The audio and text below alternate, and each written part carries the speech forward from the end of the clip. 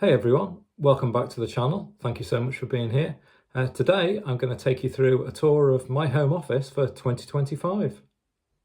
I will say this right now, my office is nice and tidy and clean, and it usually is that way, but maybe not quite as tidy and clean as this. I usually have bits of paperwork out and various bits of tech to help me with my work and wherever I'm doing. But the important thing is there's a home for everything in the office, and at the end of the day, everything can go away and keep it all nice and tidy. So I'm just going to take you on a tour around the room. It's not the biggest room in the world, so it shouldn't take too long. There will be a few bits of furniture that I'll talk about, and I'll talk a lot about things that sit on my desk, things that help me keep me on track and keep me organised. So let's get to it. Okay, so the first thing I want to talk about, and it's actually the newest addition to my office, are the speakers. You can just see one behind me over my shoulder there. So the speakers on the hi-fi are the thing that everyone notices on Teams calls or when they first come into the room. I have them on the wall in front of the window as the ceiling slopes, and we have a relatively small room, so there aren't too many options of where I can put them. So I'm obsessed with listening to music in here while I work or just for relaxing.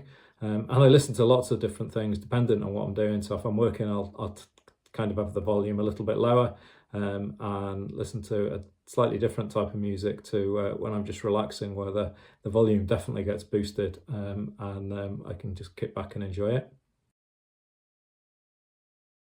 So the window in here is relatively small, but it does let in an awful lot of natural light, which is absolutely fantastic. I could do with some translucent blinds on there though, because the light does tend to be this big glowing area behind me when I'm on a Teams call.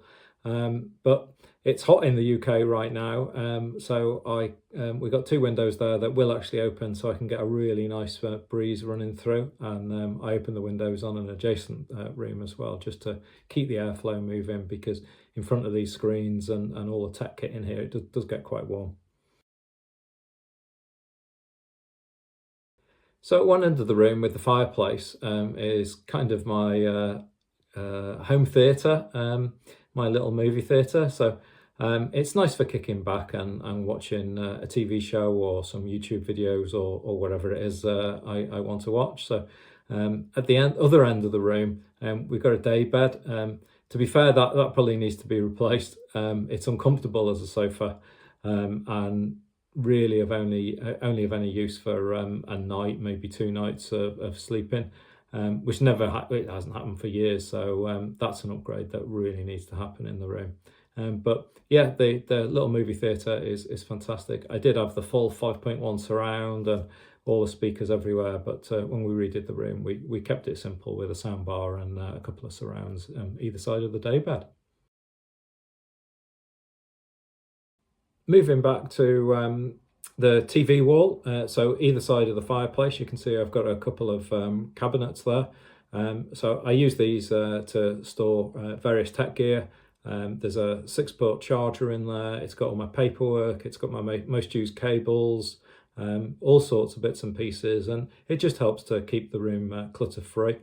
And then on top, some treasured items, and also on one side you'll see my charger. So it's a Belkin 3-in-1 charger, and that keeps my phone, watch and headphones topped up.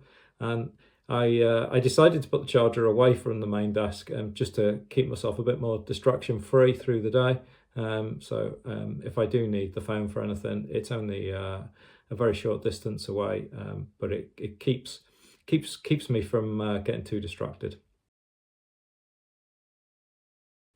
In addition to those two cupboards, I do have a very large cabinet outside the room in the corridor. So there was a little niche that fit an IKEA Pax wardrobe. I think it's Pax, yeah. And that houses my printer, my NAS. There's a switch in there. There's 3 or 4 drawers. There's lots of shelves, and all the other bits and pieces that I like to keep. So it's all out of sight and out of mind. And then above the daybed are that you can see behind me there that there's three rows of shelving, which I've got more treasured items on and some of my favourite books. Along the top shelf, you can just about see some vinyl there from my teenage years. I have promised I will buy myself a turntable one day. I did used to have a turntable, but it was on an old MIDI hi-fi when I was a teenager. So I would like to get one at some point, but yeah, who knows when.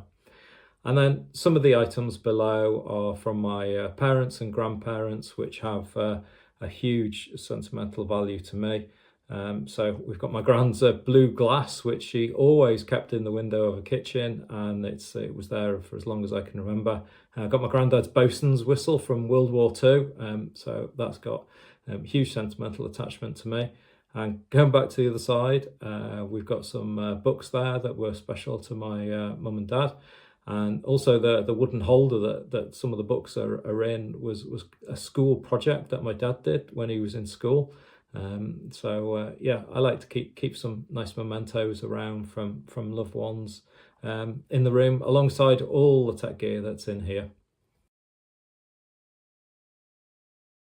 And to the desk setup. So this is where I'll spend the rest of the video probably explaining what I have on my desk, why I have it on my desk, and how it's useful. So first off is the computer chair. It's nothing hugely special. I saw a couple of YouTube reviews for it, and it was relatively cheap, and I think I got it from Amazon. It has seen better days now, and I'm actually going to invest in a newer chair at some point. I know there's lots of good brands out there that help with posture and all of that. So as I spend a lot of time here seated, the chair needs an upgrade. The desk is actually a sit-stand desk, and I love it. So I got a custom butcher block and sanded it and stained it and everything, and then attached that to the top. And also we've got some casters on the underside. So yeah, really cool desk. You can change the height just with the touch of a button, and you can program up to 4 different heights. So I use 3. Quality's been excellent, and I added a power strip to the underside and lots of little sticky attachments for cable ties, because I do tend to change the cables quite often, and it makes it really easy just to pull the wires out and pop something new in or rearrange things. So there's quite a few cable management accessories on the underside of the desk, and all the power sockets are all labelled, so I know exactly where everything is. So I know there's loads of good brands in this area when it comes to sit-stand desks, but this one's been awesome so far. So I'll just have to check the make. Yep, it's a Fully one, or the legs are from Fully, and the rest of it I do myself. Okay, so the next thing is my big PC in inverted commas. So I love this one for I can do all my heavy lifting on there. I can run AI LLMs. I usually use my laptop for work, but for heavy tasks, I use the big PC. I say inverted commas because this is my first ever mini ITX build. So I've been building my own PC since, or assembling my own PC since Windows 98 days. So I've done quite a few, but this is the first time I went with the small form factor, and it's been absolutely fantastic. It's up on the desk, it's out of the dust, it's just everything I've thrown at it, it's been absolutely perfect for. So I do play a few games, and when I say a few, I really mean a few. When I was writing the script for this video, I tried to work out, I think in the past 10 years I played 4 games, and I think 2 of those were Doom games, so I'm not a big gamer. Below the desk is my laptop, which is a Surface Pro. For work, I'm mainly in the Microsoft 365 ecosystem, and I find this device to be absolutely perfect. It's I've got the pen with it, and it's a touch screen, and when I'm out and about, it's super portable. And when I'm back here at home, It's a single cable to plug into the dock, and I get the full desktop experience. Now let's talk monitors. So they're both Gigabyte 28-inch 4K monitors, and the size has been perfect for me. So I did have a 32-inch 4K monitor before this, and I was a little bit worried, but 28-inch has been absolutely fantastic. So I'm able to have lots and lots of different things all on the screen, and I tend to use fancy zones to make sure everything fits perfectly. And again, certain applications have a home. I'm able to use both screens with the laptop at 4K and with the big PC. And yeah, when it comes to gaming though, I do tend to swap out the mouse and keyboard, which we'll talk about next. My main keyboard is it's a split mechanical keyboard with some fantastic easy to use software, and that allows me to remap every single key if I wanted to something completely different, and it lets me use layers and shortcuts and macros. I'm a big shortcut user, so snipping tool and things. Windows Shift S isn't the easiest thing to reach on a regular keyboard, but yeah, super easy with this keyboard. The mice tend to be all Logitechs now. I have had Razer mice in the past, Microsoft mice, but at the moment the collection seems to be Logitech. There are some other peripherals for my Mac Mini, which is under the desk, and that's the heart of the streaming setup for the hi-fi behind me. And then there's also a tiny nook attached to the behind the secondary monitor on a VESA mount. So again, it's a small Logitech keyboard. I've got the Apple trackpad fused with the Mac Mini, and yeah, there's a couple of other Logitech keyboards in here as well, but they're not used a huge amount. The other thing you'll see here is my BenQ screen bar LED monitor light. That's a mouthful, and the 4K Windows Hello webcam. So I love them both. I was a little skeptical about the light. I never really knew if it would make that much difference or that much of a difference. But especially when it's been a long day of working, it adds a little bit of light to the screen, and it's handy for lighting anything up on the desktop of an evening. So it's so then the screens aren't quite as hard on your eyes, and it in the end it's actually made quite a big bit of difference. And I have it on in the daytime and in the evenings as well. So the screen bar does have adjustable light modes. I can control the temperature, the brightness, and it lights up the primary monitor really well. The webcam is Windows Hello compatible as well, so it makes it super easy for me to log into devices. The desk mat that the mouse and keyboard sit on is it's like a fake leather type thing, and it kept sliding around the desk, so I've held it down with some double-sided tape in the end, and it's really comfortable. I did have a felt mat on top of that as well, but I never really got on well with the felt mat, so that's been consigned to a cupboard. I may use it again at some point, but I very much doubt it. So maybe one of the kids will make some use of that one. Okay, so the last three things really on the desk setup are kind of personal preferences for me, and they're probably the cheapest three things on the desk, and also maybe three of my favourites. So the first one, and this is going to sound really daft, is a set of coasters. So it helps keep the desk free of any spills and stains, and they're like a plasticky rubber type material, so they're super soft. They're really easy to wash, and somehow I've lost one over the years, and so I did have a set of 6, but now I've got a set of 5.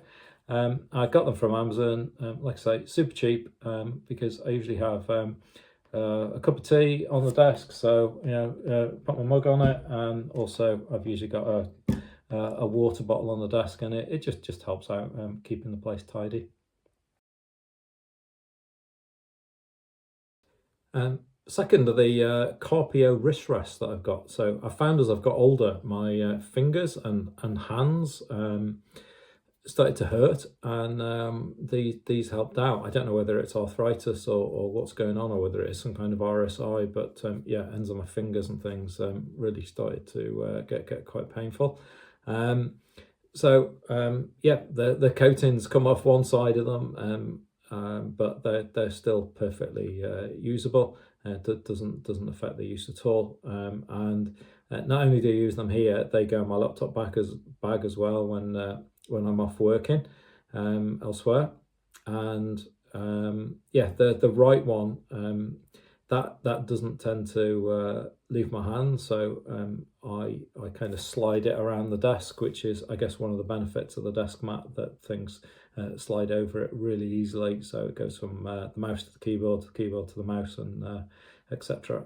So yeah, really cool little devices.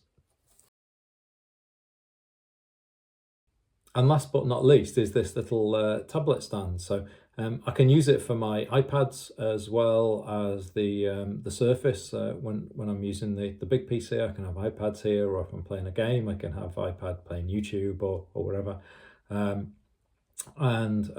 Yeah, I've put some Velcro sticky things on the back, which is a matching one on my small Anker USB hub. So that can be plugged in on the back, and I've also got the little USB charger for the Surface Pen. Yeah, when it's away from the type cover keyboard, that tends to be where it's kept, so I can use it in the desk setup, and it keeps it charged. And this one's been great because I tried a few others before I hit on this one, and yeah, the iPad, the 13-inch iPad and the Surface Pro are very similar size, and I found that I like it on quite a low angle, so it's only about 1.5 to 2 inches off the desk, but they couldn't support the weight, so they just sort of tip forward all the time, whereas this one never had any issues with it tipping over. And yeah, I've stuck things all over it to get some more utility out of it. And it's also really stiff as well, which I find really handy, so I can adjust it to the right angle. It's a bit of an effort, but once it's there, it's not moving anywhere. So yeah, and the best thing was, I think I got it on sale as well. I clicked one of those little tick boxes on Amazon, and it gave me the 10% discount or whatever. And yeah, so it was super cheap as well.